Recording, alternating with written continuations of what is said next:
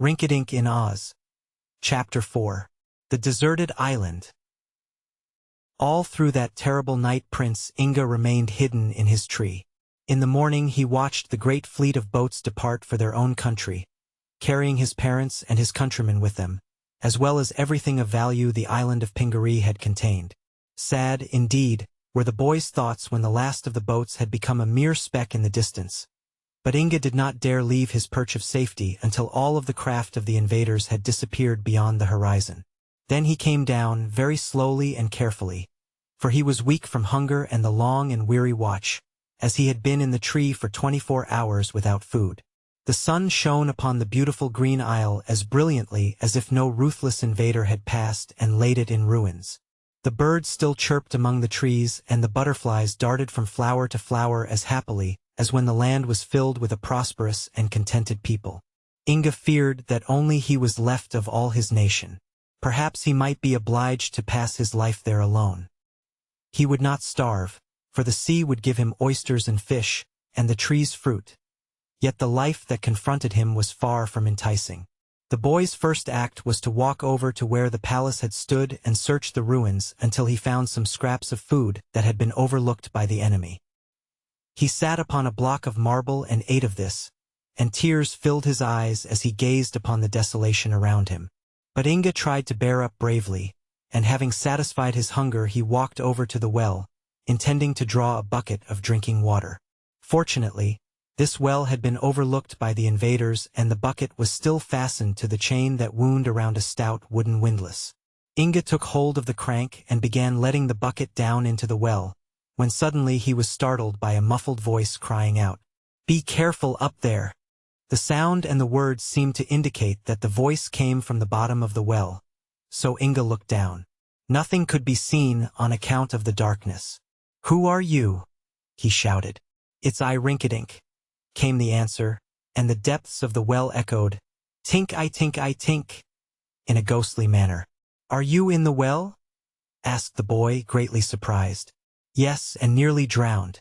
I fell in while running from those terrible warriors, and I've been standing in this damp hole ever since, with my head just above the water.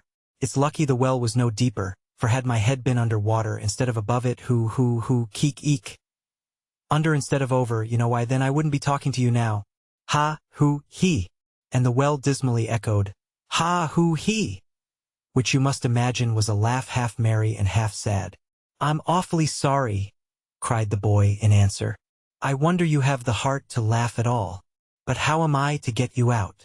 "I've been considering that all night," said Rinkitink, "and I believe the best plan will be for you to let down the bucket to me, and I'll hold fast to it while you wind up the chain and so draw me to the top." "I will try to do that," replied Inga, and he let the bucket down very carefully until he heard the king call out, "I've got it. Now pull me up slowly, my boy. Slowly, so I won't rub against the rough sides." Inga began winding up the chain, but King Rinkitink was so fat that he was very heavy, and by the time the boy had managed to pull him halfway up the well his strength was gone. He clung to the crank as long as possible, but suddenly it slipped from his grasp and the next minute he heard Rinkitink fall plump into the water again. "That's too bad," called Inga in real distress. "But you were so heavy I couldn't help it." "Dear me," gasped the king, from the darkness below, as he spluttered and coughed to get the water out of his mouth. "Why didn't you tell me you were going to let go?" "I hadn't time," said Inga sorrowfully. "Well, I'm not suffering from thirst," declared the king, "for there's enough water inside me to float all the boats of Regos and Karegos, or at least it feels that way. But never mind. So long as I'm not actually drowned, what does it matter? What shall we do next?" asked the boy anxiously. "Call someone to help you," was the reply. "There is no one on the island but myself," said the boy. "Excepting you," he added as an afterthought. "I'm not on it, more's the pity." "But in it," responded Rinkitink. "Are the warriors all gone?" "Yes," said Inga. "And they have taken my father and mother, and all our people, to be their slaves," he added, trying in vain to repress a sob. So, said Rinkitink softly, and then he paused a moment as if in thought. Finally he said, "There are worse things than slavery, but I never imagined a well could be one of them. Tell me, Inga, could you let down some food to me? I'm nearly starved, and if you could manage to send me down some food, I'd be well fed. Who, heek, keek, eek. Well fed. Do you see the joke, Inga? Do not ask me to enjoy a joke just now, Your Majesty, begged Inga in a sad voice. But if you will be patient, I will try to find something for you to eat.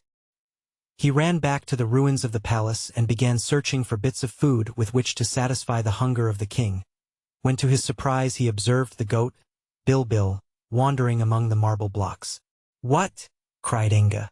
Didn't the warriors get you either? If they had, calmly replied Bilbil, I shouldn't be here. But how did you escape? Asked the boy. Easily enough. I kept my mouth shut and stayed away from the rascals, said the goat. I knew that the soldiers would not care for a skinny old beast like me, for to the eye of a stranger I seemed good for nothing. Had they known I could talk, and that my head contained more wisdom than 100 of their own noddles, I might not have escaped so easily. Perhaps you are right, said the boy. I suppose they got the old man? Carelessly remarked Bilbil. What old man? Rinkitink. Oh no. His Majesty is at the bottom of the well, said Inga, and I don't know how to get him out again.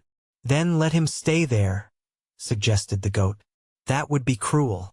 I am sure, Bilbil, that you are fond of the good king, your master, and do not mean what you say. Together, let us find some way to save poor King Rinkitink. He is a very jolly companion, and has a heart exceedingly kind and gentle. Oh, well, the old boy isn't so bad, taken altogether, admitted Bilbil, speaking in a more friendly tone. But his bad jokes and fat laughter tire me dreadfully at times. Prince Inga now ran back to the well, the goat following more leisurely. Here's Bilbil, shouted the boy to the king. The enemy didn't get him, it seems. That's lucky for the enemy, said Rinkitink. But it's lucky for me too, for perhaps the beast can assist me out of this hole. If you can let a rope down the well, I am sure that you and Bilbil, pulling together, will be able to drag me to the earth's surface. Be patient and we will make the attempt, replied Inga encouragingly, and he ran to search the ruins for a rope. Presently he found one that had been used by the warriors in toppling over the towers, which in their haste they had neglected to remove, and with some difficulty he untied the knots and carried the rope to the mouth of the well. Bilbil had lain down to sleep, and the refrain of a merry song came in muffled tones from the well, proving that Rinkitink was making a patient endeavor to amuse himself. I've found a rope, Inga called down to him, and then the boy proceeded to make a loop in one end of the rope, for the king to put his arms through, and the other end he placed over the drum of the windlass. He now aroused Bilbil and fastened the rope firmly around the goat's shoulders. Are you ready? Asked the boy, leaning over the well. I am, replied the king. And I am not, growled the goat, for I have not yet had my nap out. Old Rinky will be safe enough in the well until I've slept an hour or two longer. But it is damp in the well, protested the boy, and King Rinkitink may catch the rheumatism, so that he will have to ride upon your back wherever he goes. Hearing this, Bilbil jumped up at once. Let's get him out, he said earnestly. Hold fast, shouted Inga to the king. Then he seized the rope and helped Bilbil to pull. They soon found the task more difficult than they had supposed. Once or twice the king's weight threatened to drag both the boy and the goat into the well, to keep Rinkitink company. But they pulled sturdily, being aware of this danger, and at last the king popped out of the hole and fell sprawling full length upon the ground. For a time he lay panting and breathing hard to get his breath back, while Inga and Bilbil were likewise worn out from their long strain at the rope. So the three rested quietly upon the grass and looked at one another in silence. Finally Bilbil said to the king, I'm surprised at you. Why were you so foolish as to fall down that well? Don't you know it's a dangerous thing to do? You might have broken your neck in the fall, or been drowned in the water. Bilbil, replied the king solemnly. You're a goat. Do you imagine I fell down the well on purpose? I imagine nothing, retorted Bilbil. I only know you were there. There? Eek. To be sure I was there, laughed Rinkitink. There in a dark hole, where there was no light. there in a watery well, where the wetness soaked me through and through. Keek eek eek eek. Through and through. How did it happen? Inquired Inga. I was running away from the enemy, explained the king. And I was carelessly looking over my shoulder at the same time, to see if they were chasing me. So I did not see the well, but stepped into it and found myself tumbling down to the bottom. I struck the water very neatly and began struggling to keep myself from drowning. But presently I found that, when I stood upon my feet on the bottom of the well, that my chin was just above the water. So I stood still and yelled for help, but no one heard me. If the warriors had heard you, said Bilbil, they would have pulled you out and carried you away to be a slave. Then you would have been obliged to work for a living, and that would be a new experience. Work? Exclaimed Rinkitink. Me work? Who? Heek eek eek. How absurd. I'm so stout, not to say chubby, not to say fat, that I can hardly walk, and I couldn't earn my salt at hard work. So I'm glad the enemy did not find me. Bilbil. How many others escaped? That I do not know, replied the boy, for I have not yet had time to visit the other parts of the island. When you have rested and satisfied your royal hunger, it might be well for us to look around and see what the thieving warriors of Regos and Karagos have left us. An excellent idea, declared Rinkitink. I am somewhat feeble from my long confinement in the well, but I can ride upon Bilbil's back, and we may as well start at once. Hearing this, Bilbil cast a surly glance at his master but said nothing, since it was really the goat's business to carry King Rinkitink wherever he desired to go. They first searched the ruins of the palace, and where the kitchen had once been they found a small quantity of food that had been half hidden by a block of marble. This they carefully placed in a sack to preserve it for future use, the little fat king having first eaten as much as he cared for. This consumed some time, for Rinkitink had been exceedingly hungry and liked to eat in a leisurely manner. When he had finished the meal he straddled Bilbil's back and set out to explore the island, Prince Inga walking by his side. They found on every hand ruin and desolation. The houses of the people had been pilfered of all valuables and then torn down or burned.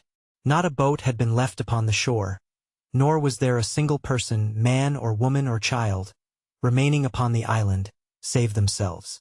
The only inhabitants of Pingaree now consisted of a fat little king, a boy and a goat. Even Rinkitink, merry-hearted as he was, found it hard to laugh in the face of this mighty disaster. Even the goat, contrary to its usual habit, refrained from saying anything disagreeable.